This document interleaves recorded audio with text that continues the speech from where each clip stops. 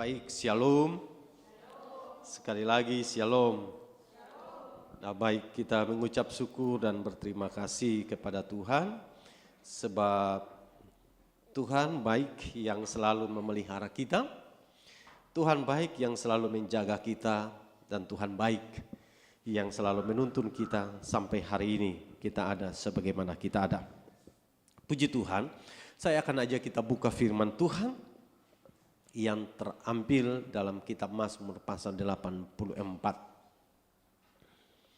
Mazmur pasal 84, perikopnya rindu kepada kediaman Allah. Semua sudah dapat? Rindu kepada kediaman Allah untuk pemimpin berdua menurut lagu Gitit Mazmur Bani Korah. Betapa disenangi tempat kediamanmu, ya Tuhan semesta alam. Jiwaku hancur karena merindukan pelataran-pelataran Tuhan. Hatiku dan dagingku bersorak-sorai kepada Allah yang hidup. Bahkan burung pipit telah mendapat sebuah rumah, dan burung layang-layang sebuah sarang tempat menaruh anak-anaknya. Pada mesbah-mesbahmu ya Tuhan semesta alam, ya Rajaku dan Allahku. Berbahagialah orang-orang yang diam di rumahmu, yang terus-menerus memuji-muji engkau. Berbahagialah manusia yang kekuatannya di dalam engkau, yang berhasrat mengadakan ziarah. Apabila melintasi lembah Baka, mereka membuatnya menjadi tempat yang bermata air. Bahkan hujan pada awal musim menyelubunginya dengan berkat. Mereka berjalan makin lama makin kuat, hendak menghadap Allah di Sion. Ya Tuhan Allah semesta alam, dengarkanlah doaku. Pasanglah telinga ya Allah Yakub. Lihatlah perisai kami ya Allah, pandanglah wajah orang yang kau urapi. Sebab lebih baik satu hari di pelataranmu daripada 1000 hari di tempat lain. Lebih baik berdiri di ambang pintu rumah Allahku daripada diam di kemah-kemah orang fasik. Saudara yang dikasihi Tuhan kita Yesus Kristus, tentu ayat-ayat ini menarik ketika kita semua coba renungkan bersama tentang kerinduan yang dalam dari seorang pemazmur Bani Korah.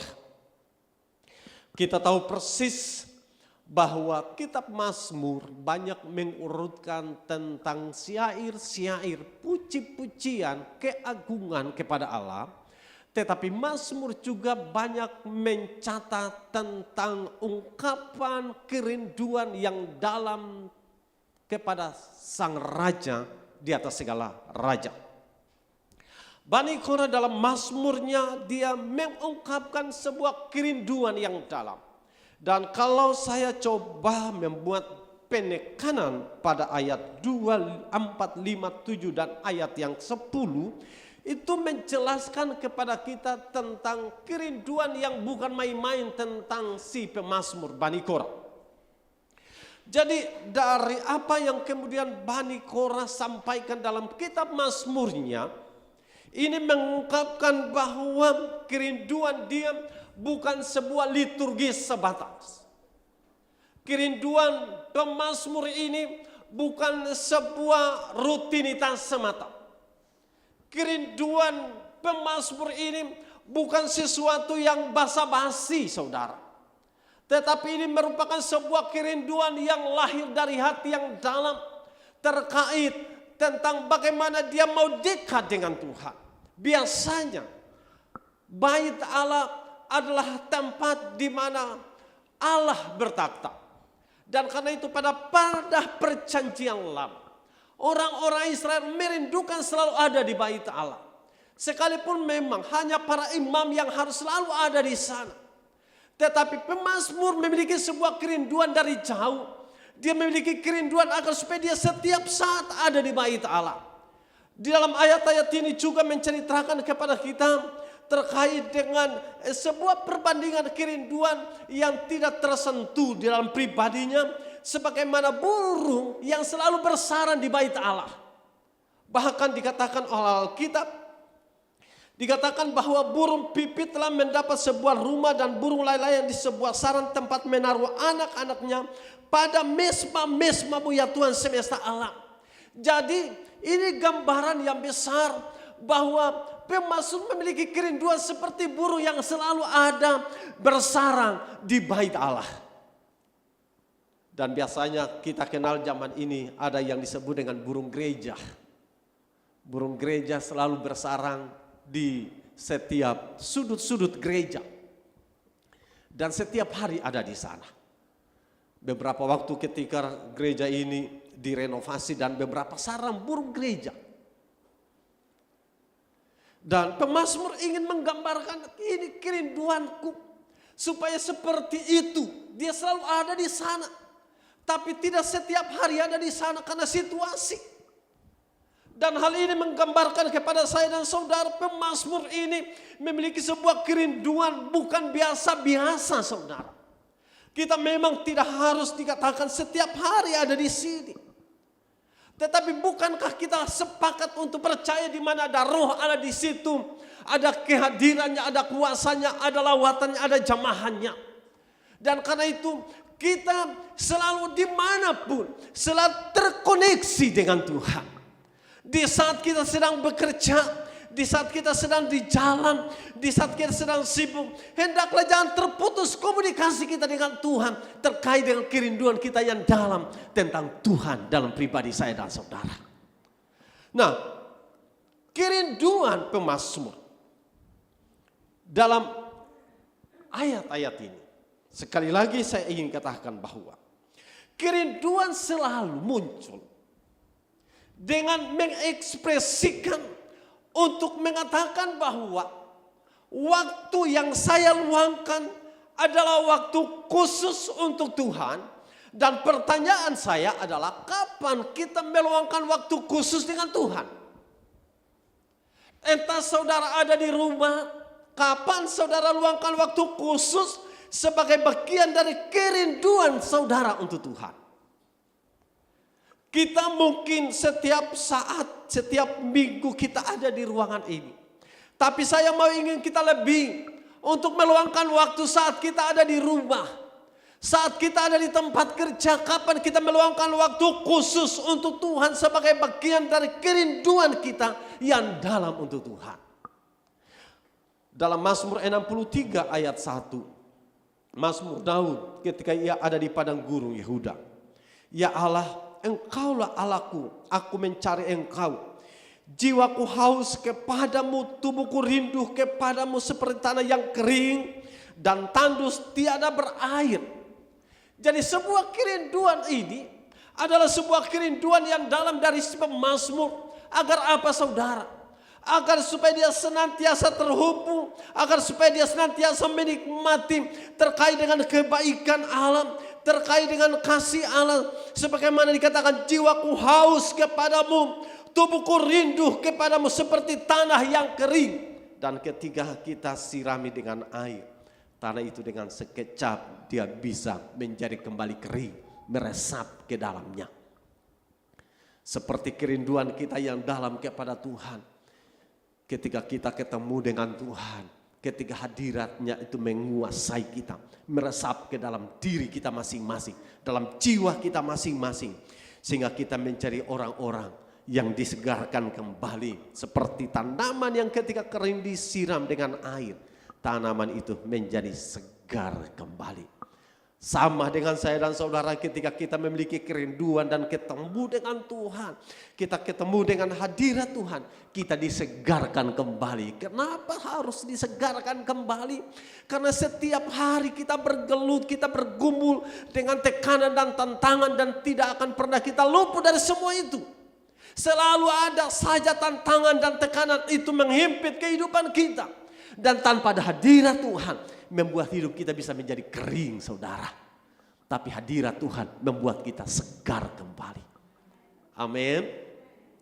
Kita perhatikan yang kedua saudara, sebuah kerinduan yang dalam atau hati yang merindukan Tuhan.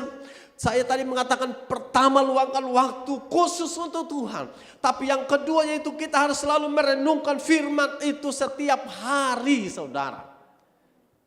Setiap hari saudara. Entah waktu sebelum saudara bangun dari tempat tidur, entah setelah waktu sebelum membaringkan di atas tempat pembaringan dan saudara merenungkan tentang firman Tuhan. Mazmur 119 ayat 20, hancur jiwaku karena rindu kepada hukum-hukum-Mu setiap waktu. Sebuah kerinduan yang dalam tentang Tuhan akan menghasilkan pribadi-pribadi yang selalu merenungkan firman Tuhan itu setiap saat. Kita tahu firman itu mampu memberikan kepada kita teguran. Firman mengajak, mendidik saudara. Dalam Timotius mengajarkan kepada kita saudara. Jadi fungsi firman Allah. Tapi sekali lagi penting kita merenungkan firman itu dalam hubungannya dengan sepanjang hari. Kita telah menjalani berbagai aktivitas.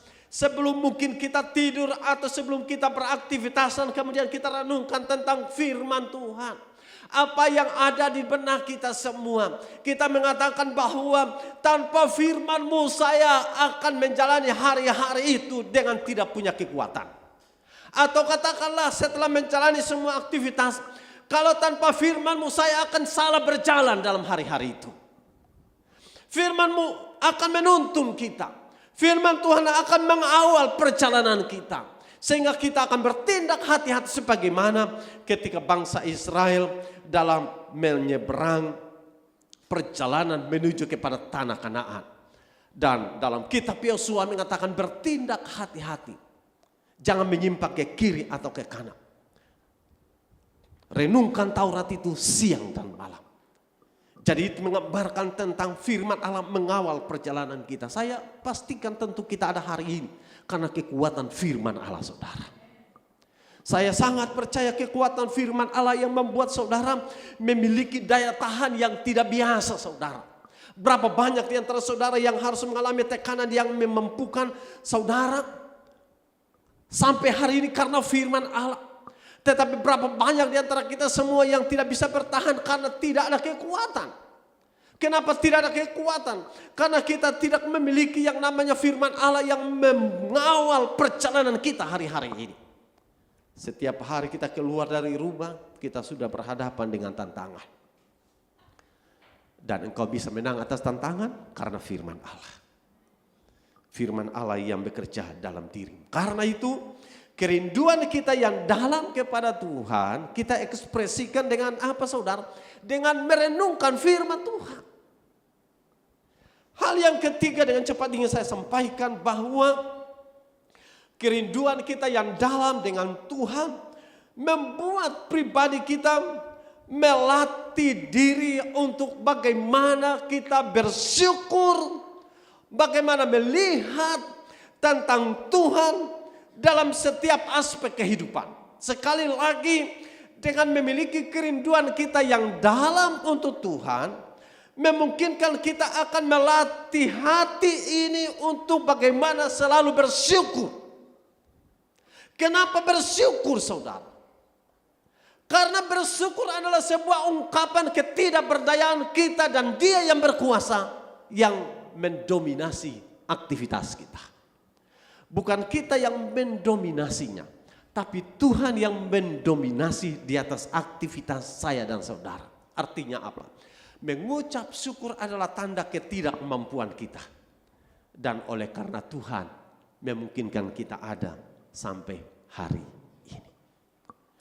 Mengucap syukur dalam kitab Mazmur 118 ayat 21. Aku bersyukur kepadamu sebab engkau telah menjawab aku dan telah menjadi keselamatanku. Kita lihat di sana kita mengucap syukur. Yang pertama karena Tuhan menjawab. Apa yang Tuhan jawab? saudara yang lebih tahu. Tapi yang kedua, mengucap syukur karena keselamatan telah menjadi bagian buat saya dan saudara. Keselamatan ini penting untuk saya dan saudara dipertahankan, karena keselamatan adalah sebuah harga yang tidak bisa dibayar dengan darah saya dan saudara. Keselamatan tidak bisa dibayar dengan apapun yang kita punyai. Keselamatan tak ternilai harganya.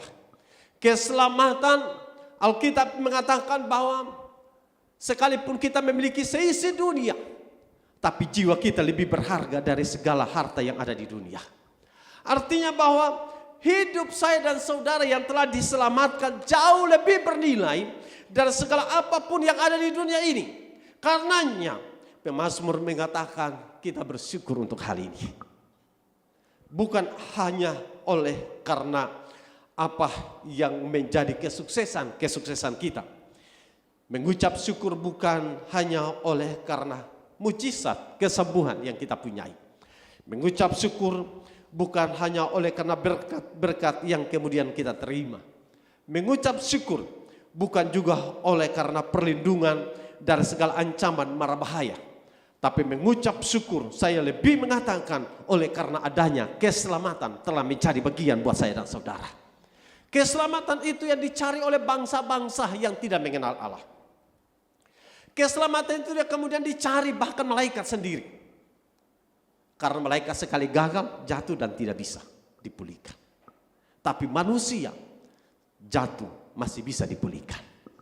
Selama masih ada anugerah. Waktu kita gagal, kita jatuh, kita hancur. Anugerah Tuhan memulihkan saya dan saudara. Berbeda, sangat berbeda dengan malaikat yang jatuh dan tidak bisa dipulihkan. Inilah yang menjadi bagian dari pengucapan syukur. Yang sekali ingin saya katakan tentu kita tidak bisa mengabaikan. Ada kemudian saudara bisa menikmati berbagai hal dalam kehidupanmu dan saudara mengucap syukur. Tidak bisa kita abaikan itu. Tetapi mengucap syukur yang paling penting di atas segalanya adalah karena keselamatan itu telah menjadi bagian buat saya dan saudara. Dalam kitab Wahyu mengatakan, peganglah keselamatanmu dengan takut dan gentar. Pegang keselamatan. Jadi dunia kita hari-hari ini kita ditantang, kita seperti mendapatkan berbagai penawaran-penawaran untuk menukar keselamatan. Banyak orang dengan mudah menukar keselamatan. Dengan kedudukan, dengan jabatan dan macam-macam. Saya rindukan agar supaya keselamatan itu tidak untuk diobral. Keselamatan tidak untuk dijadikan seperti pakaian yang ada di pasar yang disebut dengan pakaian bongkar, cakar bongkar.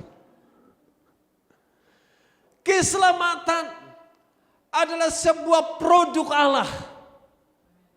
Dan Tuhan sendiri yang datang untuk mencari saya dan saudara. Jadi artinya keselamatan adalah sebuah pekerjaan yang tidak mudah karena Kristus harus tergantung di atas salib. Dan oleh karyanya sekali kita mendapatkan keselamatan. Bukan berulang-ulang korban Kristus. Sekali. Sekalipun hari-hari ini masih ada banyak orang yang tidak percaya tentang Kristus dan karenanya masih mengorbankan binatang sebagai tanda menebus dosa-dosa. Penulis Ibrani mengatakan tidaklah mungkin darah domba jantan atau binatang-binatang yang lain menghapus dosa manusia, tidak mungkin.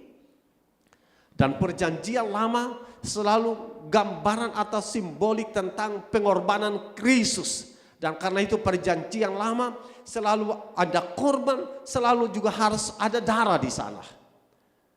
Bangsa Israel ketika mereka keluar dari tanah Mesir, di atas ambang rumah mereka dioles dengan darah, dan setiap bangsa Israel yang di atasnya ada darah, mereka akan mengalami keselamatan dari malapetaka. Dan selalu ada darah dalam perjanjian lama. Korban selalu ada darah, korban selalu ada darah. Karena itu gambaran tentang korban Kristus di atas salib. Jadi setiap ada korban perjanjian lama, maka ada penebusan. Dan tetapi ingin saya katakan bahwa ketika Kristus datang dan mengorbankan dirinya, maka seluruh penggenapan Taurat itu selesai. Artinya bahwa ketika Kristus datang, tidak perlu lagi hari ini kita mau korbankan sapi. Tidak perlu lagi kita korbankan ayam. Tidak perlu lagi ada ayam putih, ada ayam hitam, ada apa saudara. Tidak perlu lagi. Karena Kristus sekali untuk selamanya menebus saya dan saudara. Karenanya saudaraku yang dikasihi Tuhan, kita bersyukur. Karena waktu kita jatuh dalam dosa, waktu kita gagal dalam kehidupan kita, kita datang dengan hati yang hancur di hadapan Tuhan. Tuhan mengampuni dosa kita. Dan itu hebatnya Tuhan. Dalam Injil Matius pasal 5 ayat yang ke-6 dikatakan begini. Berbahagialah orang yang lapar dan haus akan kebenaran. Karena mereka akan dipuaskan. Jadi rasa rindu kita yang dalam kepada Tuhan. Rindu yang dalam untuk kebenaran Allah. Rindu yang dalam untuk bagaimana terus menggali tentang hidup di dalam Allah. Yang memungkinkan kita semua menjadi pribadi-pribadi. Yang akhirnya apa saudara? Akhirnya mendapatkan ketenangan. Jadi waktu kita memberikan hati, memberikan pribadi, dan akhirnya kita mendapatkan hadirat Tuhan, maka bukan hanya ada ketenangan, tetapi ada sukacita yang lahir di sana. Saudara akui atau tidak, tetapi sebagaimana pemasmur mengatakan, lebih baik 1 hari di pelataran Tuhan daripada 1000 hari di tempat lain. Ini sebuah gambaran tentang perbedaan yang hebat. Apa perbedaannya adalah 1 hari di pelataran Tuhan dan 1000 hari di tempat lain. Karena berulang kali juga saya katakan, kadang setelah kita mengikut Tuhan dan ketika kita sungguh-sungguh dengan Tuhan, tantangan itu bukan semakin hari semakin berkurang. Tantangan itu semakin hari justru semakin banyak. Tetapi jangan lupa, waktu sebelum kita sungguh-sungguh dengan Tuhan, satu tantangan kita sulit menang atas tantangan itu. Tetapi waktu kita setia dan sungguh-sungguh kepada Tuhan, semakin banyak tantangan. Tapi setiap tantangan kita selalu menang atas tantangan itu. Sebelumnya satu tantangan saja yang sepele pun kita sulit menang atasnya. Tapi setelah kita setia dan sungguh-sungguh kepada Tuhan, semakin banyak tantangan sekalipun, tapi kita bisa menang atas setiap tantangan itu saudara. 1 hari di pelataran Tuhan berbanding 1000 hari di tempat lain. Artinya 1000 hari di tempat lain nilainya sementara. 1 hari di pelataran Tuhan nilainya kekal. Nilai kekal artinya nilai yang tidak bisa tergantikan dan tidak bisa dibandingkan dengan apapun. Karena sesuatu yang bersifat kekal adalah sesuatu yang bernilai. Sesuatu yang bersifat sementara adalah sesuatu yang nilainya lebih rendah. Coba saudara bayangkan dengan apapun yang saudara miliki. Ada contoh saja, kalau sebuah bangunan yang saudara bangun sifatnya untuk jangka panjang, maka kualitas juga beda dengan sebuah bangunan yang saudara bangun yang sifatnya sementara. Berbeda. Yang sementara, saudara kapan saya akan hancurkan. Tapi kalau yang sifatnya jangka panjang, maka kualitasnya beda. Demikian juga dengan kualitas yang dikatakan 1 hari di pelataran Tuhan nilainya kekal. Saat ini saudara ada di rumah Tuhan nilainya kekal. Dan 1000 hari di tempat lain nilainya sementara. Dan itu artinya bahwa nilainya tidak bisa dibandingkan dengan yang sifatnya kekal. Karena itu saudaraku yang dikasihi Tuhan, sekali lagi pemazmur menggambarkan ini sebagai rasa rindu yang dalam. Saya rindukan agar supaya sepanjang kita berjalan hari-hari ini, Alkitab juga mengatakan bahwa semakin jauh berjalan semakin kuat. Bukan semakin lemah. Semakin jauh berjalan, semakin lama kita mengiring Tuhan, semakin kita menjadi pribadi yang kuat di dalam Tuhan. Semakin hari kita berjalan, kenapa kita menjadi kuat? Karena rasa rindu yang dalam membuat kita memiliki daya tahan yang berbeda dengan orang yang tidak memiliki rasa rindu. Rasa rindu yang dalam tentang Tuhan membuat kita memiliki stamina rohani yang kuat. Stamina rohani, sebagaimana stamina tubuh saudara itu menjadi kuat karena telah terbiasa dengan berbagai tekanan. Tetapi juga sama ketika stamina rohani kita itu menjadi kuat, terjadi akibat apa saudara? Karena kita memiliki kerinduan yang dalam sehingga kita memiliki daya tahan terhadap tekanan dan tantangan yang membuat apa saudara? Kita menjadi pribadi-pribadi yang akhirnya menjadi semakin hari semakin matang dan semakin matang. Semakin matang semakin kita berakar ke dalam. Semakin matang kita semakin akan berakar masuk ke dalam saudara. Ibarat sebuah pohon yang semakin hari semakin besar, akar itu semakin ke dalam. Semakin ke dalam dan semakin adanya angin yang kencang meniup pohon itu, apa yang terjadi? Pohon itu tumbang atau tidak? Pohon itu akan tetap berdiri tegak saudara. Coba saudara perhatikan pohon-pohon yang ada di pinggiran pantai. Saudara akan perhatikan angin yang kencang, pohon itu tetap berdiri kokoh saudara.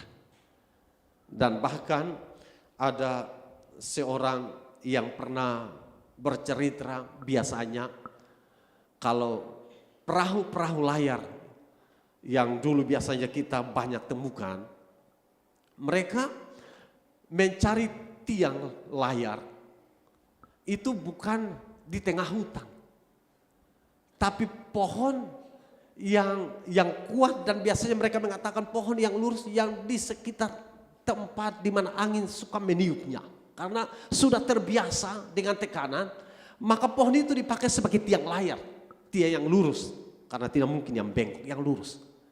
Nah, apa maksudnya? Sehingga ketika kayu itu dipakai sebagai tiang layar, sudah terbiasa ketika dalam pelayaran dan angin bisa meniup dengan kencang, pohon itu sudah terbiasa. Artinya karena dia memiliki daya tahan yang kuat. Nah, saya mau ingin mengatakan bahwa engkau semakin hari semakin kuat di dalam Tuhan karena engkau sudah terbiasa dengan diterpa tantangan hidup. Dan semakin engkau diterpa, engkau akan menjadi semakin kuat. Ketika engkau menjadi semakin hari semakin kuat, semakin engkau akan dicari, semakin engkau menjadi berbeda, semakin engkau akan tampil menjadi pribadi yang tidak sama dengan orang lain. Orang mungkin akan mencibir saudara, orang akan mungkin bisa mempermalukan saudara, orang mungkin akan bicara yang tidak baik tentang saudara. Tetapi saudara semakin akan buktikan bahwa apa yang orang omong itu tidak benar seperti apa yang engkau lakukan dalam hidupmu. Engkau tidak akan mudah terpengaruh karena engkau menjadi pribadi yang memiliki daya tahan yang berbeda dengan orang-orang yang lain saudara. Saya bisa dapat menggambarkan bahwa tentu dalam mengiring Tuhan, hal-hal ini akan kita selalu temukan di dalam perjalanan iman kita. Tapi persoalan masing-masing kita tentu berbeda-beda. Tapi sejak awal saya tadi katakan bahwa orang yang memiliki kerinduan yang dalam, dia tetap akan memiliki daya tahan yang berbeda dengan orang yang tidak memiliki kerinduan. Sehingga dengan demikian maka penulis kitab Mazmur ini mengajak saya dan saudara untuk terus berjalan. Karena semakin berjalan bersama dengan Tuhan, engkau tidak akan semakin lemas. Karena ada firman Allah yang selalu memotivasimu. Semakin kau berjalan kuat, itu karena ada Tuhan bersama dengan saudara dan saya. Karena itu saudaraku yang dikasihi Tuhan, Di akhir dari khotbah ini ingin saya sampaikan bahwa sepanjang Tuhan izinkan kita ada hari-hari ini, maka ini adalah waktu-waktu penting bagaimana kita membangun komunikasi dengan Tuhan senantiasa. Karena tidak akan ada kesempatan sebaik hari-hari ini. Kita tidak tahu nanti di 5, di 10, di 20 tahun kemudian. Kalau kita umur panjang saudara. Tapi kita tidak tahu keadaan kita masing-masing. Tetapi di saat kita masing-masing menjadi pribadi yang hari mempersiapkan diri, menjadi pribadi yang kuat, pribadi yang tangguh, pribadi yang teruji, maka kita akan menjadi pribadi-pribadi yang sanggup untuk bisa dapat menularkan kepada orang lain tentang roh kesetiaan kita kepada Tuhan. Roh kerinduan kita yang dalam kepada Tuhan, kepada orang lain. Sehingga orang lain pun juga ikut menikmati apa yang pernah kita alami dalam hari-hari kehidupan kita. Saya tentu percaya bahwa Tuhan mengasihi saya dan saudara.